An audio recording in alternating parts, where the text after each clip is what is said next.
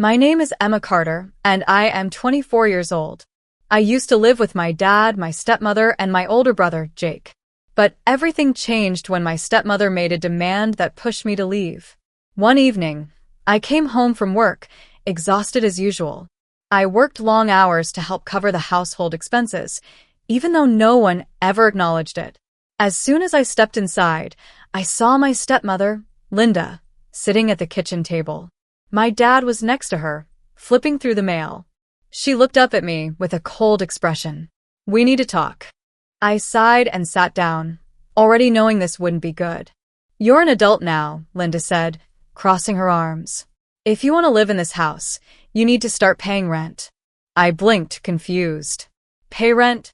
I had been paying for almost everything, groceries, electricity, even part of the mortgage, but she acted like I wasn't contributing at all. "Linda, I already help with the bills," I said, trying to keep my voice steady. She shook her head. "That doesn't matter. From now on, you need to give us a fixed amount every month. It's only fair."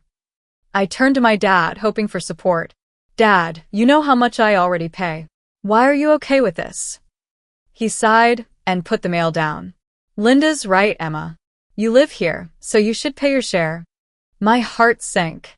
My own father was siding with her.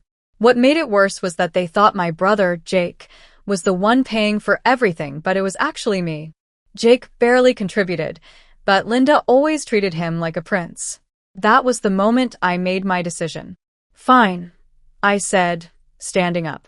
"If I have to pay rent to live here, I won't live here at all." I packed my bags that night and left. At first, they didn't seem to care.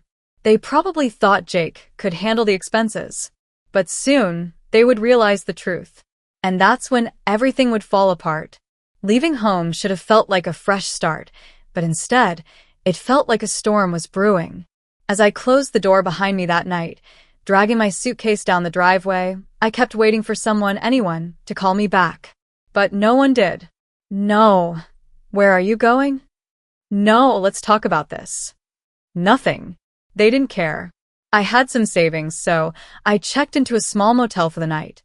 The room was tiny, the bed was stiff, and the air conditioner rattled, but at least I had peace.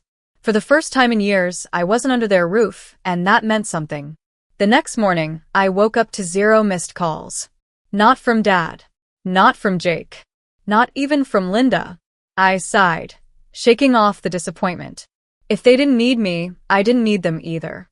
A week passed. Then another. I moved into a small apartment with a friend from work, splitting rent. It wasn't perfect, but it was mine. Then the phone calls started. At first, it was just one from Dad. Then another. Then Jake called me out of nowhere. I didn't answer. But curiosity got the best of me, and I finally picked up when Dad called again. His voice was tense. "Emma, we need to talk." I leaned back on my couch. "Oh, now you want to talk?" He sighed heavily. "Look, I know you're upset, but we're having some financial trouble." I bit my lip, trying not to laugh at the irony. "So, now that the bills aren't magically getting paid, they suddenly have trouble?" "Maybe you should ask Jake," I said. There was silence on the other end. That's when I knew. They finally realized. Jake wasn't paying. He never was. 2 days later, Jake showed up at my apartment. I stared at him through the peephole, debating whether to open the door. For years, he let them believe he was the responsible one, the one carrying the weight of the household, while I was the invisible one doing all the work. I finally opened the door, crossing my arms. "What do you want?" He looked uncomfortable, not his usual confident, easygoing self. "Emma, listen," he said, rubbing the back of his neck. "I know things got messed up, but we need to figure this out." I raised an eyebrow. "We?" He sighed. "Look, I didn't mean for it to go this far. Linda just assumed I was covering the expenses, and I didn't correct her. It wasn't my fault." I scoffed. "You let her think that. You sat there and took the credit while I struggled to make ends meet." He didn't have an excuse for that. After a long silence, he admitted, "They're in trouble, Emma. Dad's been stressed. Linda's been freaking out. They don't know how to handle the bills. They need help." I stared at him. After everything, they still thought they could count on me? I shook my head. That's not my problem anymore. He looked at me like he couldn't believe what I was saying. You're really going to just walk away? He asked. I held my ground. I already did. After that, things started falling apart for them fast. Linda tried to keep up appearances, acting like everything was fine, but their finances crumbled. They missed mortgage payments. The electricity got shut off once. And suddenly, Jake wasn't the golden child anymore. The best part? People started to notice. Neighbors, family friends, even relatives who used to praise Jake and Linda. And me? For the first time, I was free. But something told me this wasn't over yet. For the first time in years, I was living life on my own terms. No more walking on eggshells, no more being treated like I didn't exist. I was free. But something told me my past wasn't done with me yet. A month passed without any contact from my family. I thought that meant they'd finally accepted my decision. I was wrong.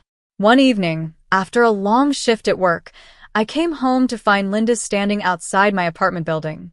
My heart clenched. Of all people, I never expected her to come looking for me. She spotted me and straightened up. Emma.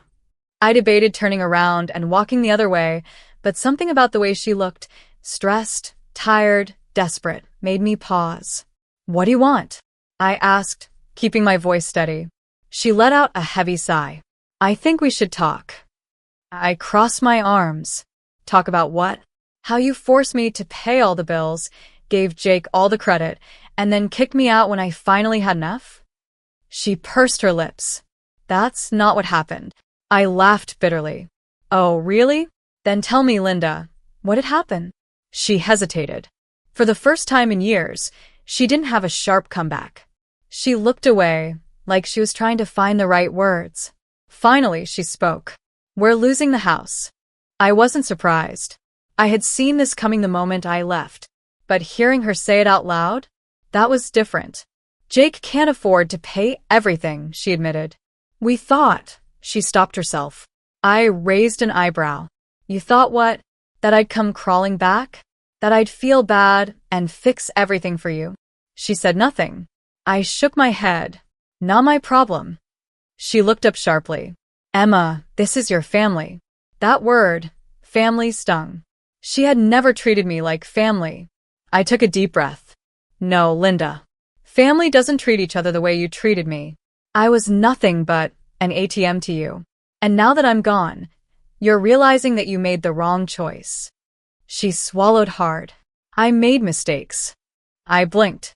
Was that an apology? No. She wasn't sorry for what she did. She was sorry for the consequences. I refused to let guilt creep in. I hope you figure things out, Linda. But I'm not coming back. I turned and walked away. I thought that would be the end of it. But a week later, I got a call that changed everything. It was from Jake. His voice was panicked. Emma, Dad collapsed. He's in the hospital. For the first time since leaving, my heart clenched with worry. Dad. Not Linda. Not Jake. Dad. I didn't hesitate. I'm on my way. But something told me this was just the beginning. The moment I hung up the phone, my hands trembled. Dad was in the hospital. No matter how angry I was at him for siding with Linda, he was still my father. And I wasn't ready to lose him. I grabbed my keys and rushed out the door. The drive to the hospital felt like a blur. Red lights, honking cars, my own heartbeat pounding in my ears. By the time I arrived, I was breathless. I spotted Jake in the waiting area, pacing back and forth. He looked up when he saw me, relief flashing across his face. Emma, he said, his voice tight. They're still running tests. I swallowed the lump in my throat. What happened? Jake ran a hand through his hair. He just collapsed. 1 minute he was fine, the next he was on the floor. Is he awake? Jake shook his head. Not yet. Before I could process anything, Linda appeared. Her eyes were red, her usually polished appearance now disheveled. When she saw me, she stopped in her tracks. We stared at each other for a moment. I called you, she finally said, voice quiet. I frowned. No, you didn't. Her face twitched. I wanted to. I wasn't sure if I believed her, but I didn't have the energy to fight. Not now. Just then, a doctor walked into the room. Carter family, he asked. We all rushed forward. How is he? I asked. The doctor sighed. He had a minor heart attack. We stabilized him, but he's weak.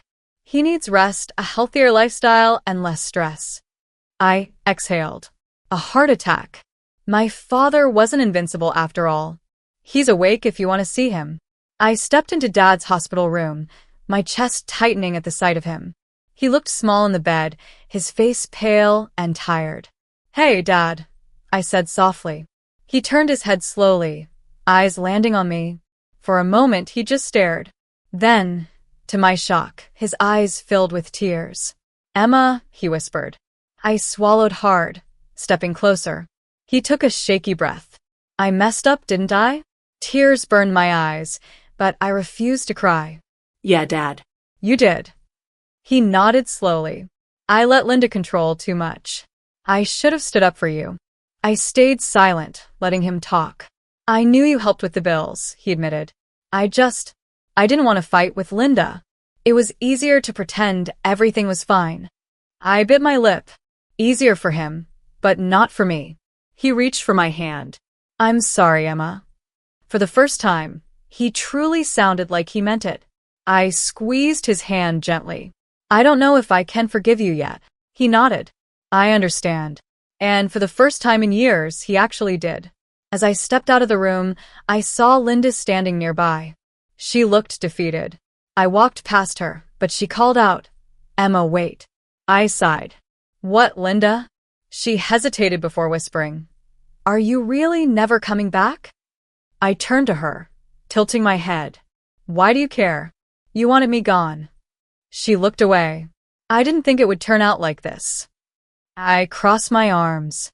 You mean you didn't think I'd actually leave? She didn't answer. For years, she made me feel like I wasn't enough, like I was just a burden.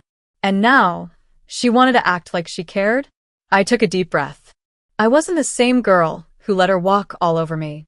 I've built my own life now, Linda. One without you. Her face crumbled. I turned and walked away. This time, for good. Leaving the hospital that night felt different. Lighter. For the first time in years, I wasn't carrying the weight of my family's expectations.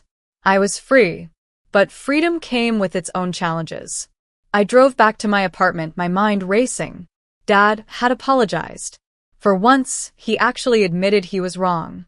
But did that change anything? Could I ever forgive him? And Linda, she wasn't the same arrogant woman I had left behind. She was broken. But was it guilt? Or just regret that her perfect world was crumbling? I shook the thoughts away as I stepped inside my apartment. This was my life now, and I had no intention of looking back. A few days later, I was at work when my phone buzzed. A text from Dad. Dad, I know I don't deserve another chance, but I'd like to try. Maybe dinner sometime? Just the two of us. I stared at the message, my emotions tangled. A month ago, I would have ignored it. But now, did I want to give him a chance? I sighed and typed back. I'll think about it. Baby steps. That evening, just as I was settling in with a book, someone knocked on my door. I groaned. If it's a neighbor selling something, I swear. But when I opened the door, it was Jake. I frowned. What are you doing here? He hesitated before speaking. Can we talk? I crossed my arms. About what? How you let Linda treat me like garbage. Or how you let her believe you were paying the bills when you weren't. He sighed, rubbing his temples. I messed up, okay? I leaned against the doorframe. Yeah, Jake. You did. He nodded. I didn't correct her, because I liked being the favorite. I like having it easy. But when you left, everything fell apart, and I realized how much you actually did for us. I stayed silent, letting him continue. I never should have let you carry everything on your own. I'm sorry, Emma. I searched his face, looking for dishonesty, but I didn't find it. I exhaled. You're a little late, don't you think? I know, he admitted, but I still wanted to say it. For the first time, I saw him not as the golden child, but as a flawed person. Maybe he had been just as manipulated as I had. I softened. Apology accepted. But I'm not going back, Jake. That life is over for me. He nodded. I know. I hope we can be family again someday. I hesitated before responding. We'll see. Maybe not today. Maybe not even soon. But someday. A week later, I sat alone in a quiet coffee shop, sipping my drink and watching the world go by. For the first time in my life, I wasn't living in someone else's shadow. I wasn't carrying anyone else's burdens. I was just Emma, and that was enough.